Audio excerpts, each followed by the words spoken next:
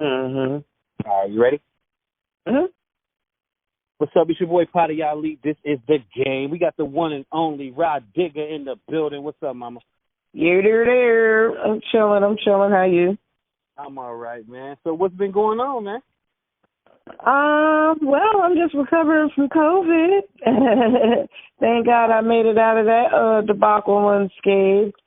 You know, prayers up for the ones that had to struggle with it. But yes, it's not a game, guys. Oh.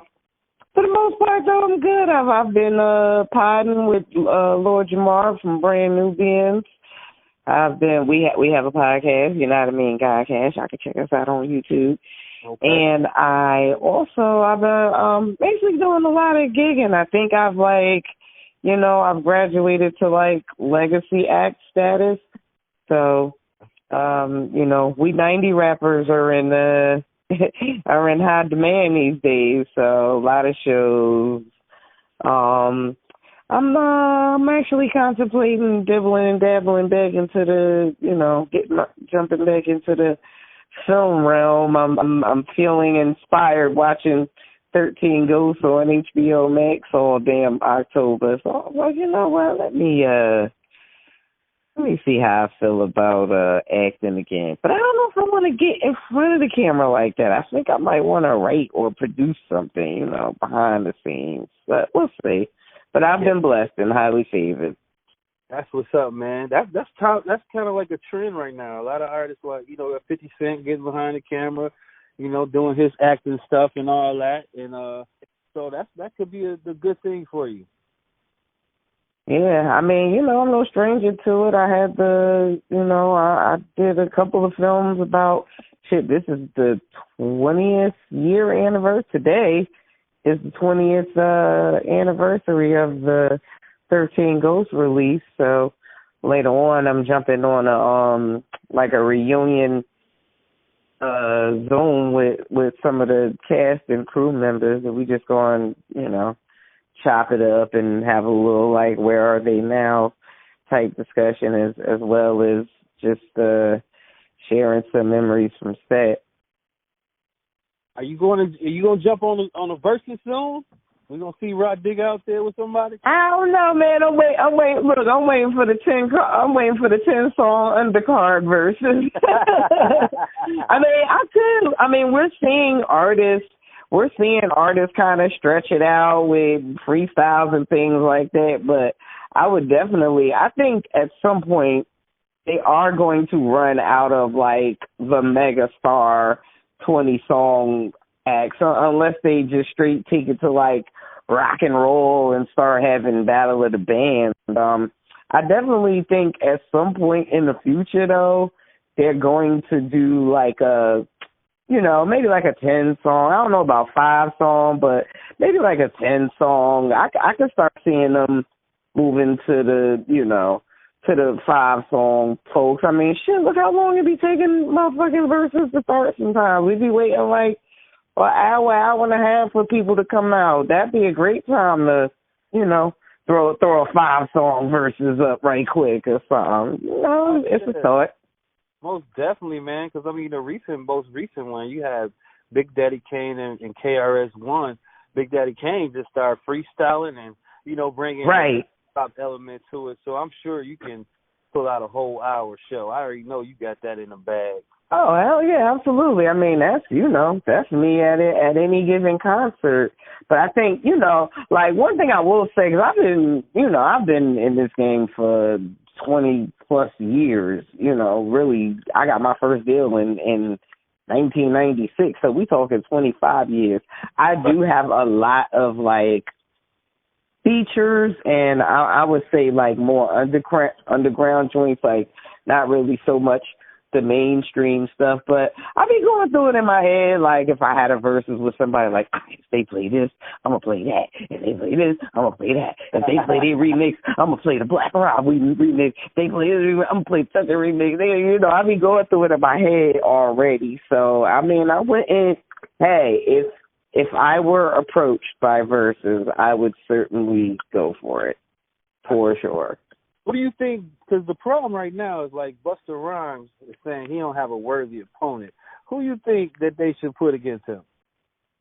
You know, I've been thinking about that. First of all, I'm tired of hearing people say Missy. I'm like, I love Missy. I think that is a terrible matchup. Like I think people are like kind of just remembering the Hype Williams videos, thinking like, oh, they would be great for a versus. Like, no, baby. If you really analyze the Busta Rhymes music rap catalog, you know, like Missy is more R&B and writer and producer. It's really, outside of those handful of Hype Williams videos, they're really like apples and oranges. I would say Andre 3000. I think Andre 3000. I think he has the time in. He's got the art, the range, like just as far as artistic direction, discography. I'm going with 3 Stacks right now. Like I don't think a regular rapper is gonna do it. Like it's gonna take somebody, not too many people have an answer to scenario, like I would say 3000. Yeah, like I don't know what any rapper, is going to put on when he plays that. So it would have to be somebody that can match his energy. It got to be somebody that, is artistic, rhyme wise, flow wise, could do the crazy style of rapping. I would say I'm going with 3 Stacks right now. Because right now as we speak, group and solo stuff too. So yeah. I think he'd be great. As we speak, Twista is on your boat, saying that he would be better to do a versus compared to Missy Elliott. He was like, no disrespect to Missy Elliott, but I think I'm the only one that can go with Busta. And I wouldn't be mad. I wouldn't be mad at a Twista either.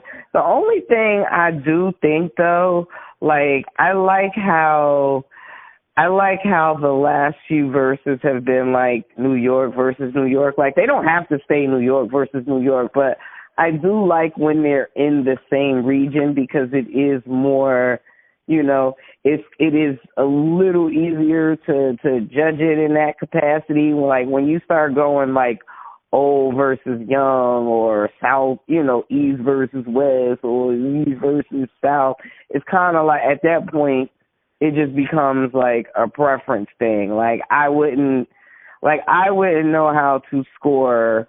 I honestly wouldn't know how to score or didn't, I should say, know how to score like for example, like the DMX and Snoop. It was like if you was in New York, DMX won that round. If you was in LA, Snoop won that round. So I don't like them when they're like that, or if it's old and young, like how everybody's saying, oh, Chris Brown should go against Usher or something, which I think would be cute. But again, you're talking like if you're this particular age, you're gonna vote this record. If you're that particular age, you're gonna vote. So I don't like them when it's kind of left to the fanfare like that. Like, I like when it's like, okay, Kane versus KRS-One, 2 New York pioneer niggas, pick a side. It's like, to me, that makes a better versus. Right. I got a question I've been throwing out there. I'm going to use it on you, too. Have you witnessed the perfect song, and or have you ever written a perfect song in your career? I've definitely witnessed one, and I've definitely written one. My favorite, well, it's not necessarily my favorite song, but I think it's the perfect song. Called Handle Your B.I. on my first album. Like that record I literally did at the last minute, turning in my album. It was so perfect that it didn't need any edits. It literally went from the studio to mastering. Like when it came to, like, it was the dirty and the clean version was one version. Like, I accidentally did not curse at all on the record. Like, every ad-lib, everything was just, and speaking, sonically and, like, just the audio, like, everything from a technical perspective, it really was the perfect song. And just my favorite, what I think is the perfect hip-hop song ever in life is Nas, The World Is Yours. Ooh. Actually, there's a few. There's, that one is the perfect song, and also I think Kendrick, Be Alright is the perfect song. Like, those are my two, like, yeah, like, that's, if I ever, if I'm ever feeling a way about anything, I can throw them two records on and, like, get my life. I mean, another question I got for you, because I've always wanted to ask you this. Do you think you was before your time? Well, I think I was before my time. 96, like, because right now, if you I do. Yeah. I do, because I feel like when I came out, I don't think a lot of people really got me. Like, it took the females a minute to get me. The dudes definitely got me. I am what I consider myself to be, like, a direct descendant of, like, MC Lyte, Latifah, right. People like that. So when I came out, like, when I got my, like, commercial, I'm here, the prototype had already shifted to, right. The sex symbols. Like, it was a whole different thing going on, like, once I really got to pop. So I always felt like I was I always felt like I was like I'm trying to think of, like, the word. I always felt like the artist that was, like, trying to prove myself. Like, I never, like, for some reason, I never felt like, I never got the feeling of I made it until, like, later on. I just felt like that whole period where I was, like, really active, I just felt like I was always, at the bottom of the totem pole trying to compete for the big shit, because I wasn't selling the sex. So I wasn't the first person that came to mind when they talk about, like, the female mainstream artist in that capacity. Like, I always felt like I was still, like, an underground rapper. So I think and now it's funny because you'll have people that, like, now with the age of the internet, you'll have people revisiting my catalog now, like, yo, that record was fire. Yeah. Oh, snap. Now I know what you meant by such and such. I'm real big on education. A lot of my punchlines are not really in your face punchlines. Like, some of them are, like, a lot of them are riddles. It's like you had to have paid attention in school, or you had to have watched a particular movie, or you had to have understood a particular line from another rapper to know what I'm talking about when I reference them. And, I definitely have punchlines that are more like riddles, and then people figure them out later. I'm like, oh, I finally get what you mean when you said da da da. I'm like, yeah, I know you got to wake up early to follow along. I get it. And you know what's crazy? I'm sorry not to cut you off. You know what's crazy? Like, I think a lot of people sleep on my impact too. Like, I don't think they realize, like, a lot of people might just kind of, like, write me off as the chick in Busta Rhymes clique. Like, maybe promoters might be nervous to book me or something. But then I get to their town and blow that shit down. Like, you don't be knowing. Yes, you do, man. You're like, when that was like one of the best shows I've ever seen when you came out here. Literally, and there's no cap. It was, you controlled everything, the way you came out, everything about it. Everybody talked about that moment for a long time. Oh yes, I had fun. I even had fun running around the hood afterwards.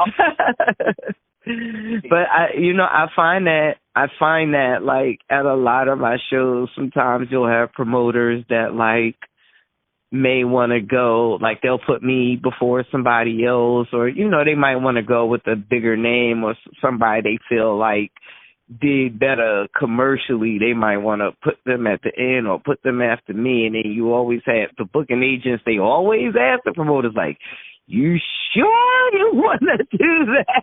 Yeah. You sure you want to put that person on after Rod Digga? Like, not trying to. And I always come in the venue. First of all, I'll be by myself. I'm quiet the whole night. Everybody asking me, "You okay? You okay? You need something to drink?" I'm like, "No, I'm good, man.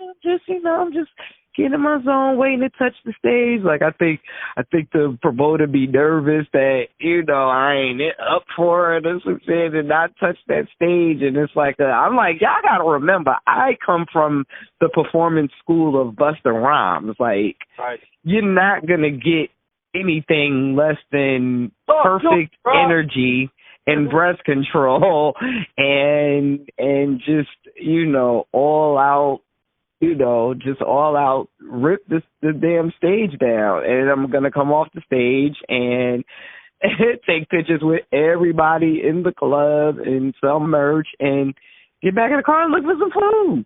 Like, Yes, we definitely went to Taco Bell afterwards. Did we? Oh, snap. That might have been all that was open, right? Yeah, that was it. Got any project out right now that you want to talk about? Well, I don't have anything that is coming out from Rod Digga. However, I am featured on a ton of things. I actually have a feature coming out this week with RJ Payne. It's the RJ Payne song, shouts out Philly, featuring myself and Papoose and Royce the 5'9". That'll be out at the end of this week. Just fire, just murder, killer bars. Like, Digga had to bring the guns back. I had to dust off the guns and and blast on that damn thing. I have a mini tour coming up, and then if you're in the New England area, the 4th, the 5th, the 6th, and the 7th, I will be in Manchester. Well, I'll be in New Hampshire, Worcester, Jersey, and what's the other show? Hamden, Connecticut. So you can catch me there. You can go to my website, roddiggamusic.com, and basically anything you need to know about me is all on my website, on my ticket links to shows, features, any press stuff I've been featured on. Everything is on the site. You can cop some merch. I stay pretty busy, man. I'm probably going to put out an EP. It's something that I had started working on years ago. And the brother that kind of inspired me to do it just recently passed from COVID, and I just feel terrible that I didn't finish it while he was still here. So now I feel I'm like, damn, if I don't put any music out, I have to put this EP out and, let his family eat that executive production credit. I'm that type of person. And yeah, man, I mean, you never know where you might find me. You might find me on the big screen, might find me on the little screen, might find me in credits on the executive production side, or I might just drop a whole ass album on y'all ass. You never know.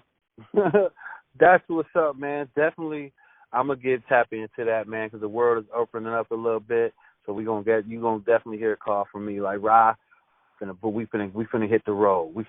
I'm finna book some stuff because I got a couple of ideas, man, and I definitely need you on there too, man. I want you to go ahead and cook the stage up. Go ahead and holler out your social media one time for me. Yes, sir. You can find me on Instagram at The Real Rod Digga, on Twitter at The Real Rod Digga, Facebook, SoundCloud, Rod Digga Music. And if you go to my website is like my central hub for everything, roddiggamusic.com, RAHDIGGA music.com, and you can just find everything there. You can find out where all my music is streaming. You can go straight to purchase tickets for shows. You can go straight to all my social media. You can go straight to all of my merch. Just everything I'm doing is right there in that one centralized hub. Again, that is roddiggamusic.com. That's what's up. We appreciate you, and it's always a pleasure. You definitely know I'm going to keep in touch, and we're going to get this thing rocking. Word, thank you. You know, you're definitely on my list of highly favored people to work with. I had a blast, and look forward to rocking again. All right. Talk to you later. Word. Peace. Bye, everybody. Stay safe and healthy. Yes, ma'am.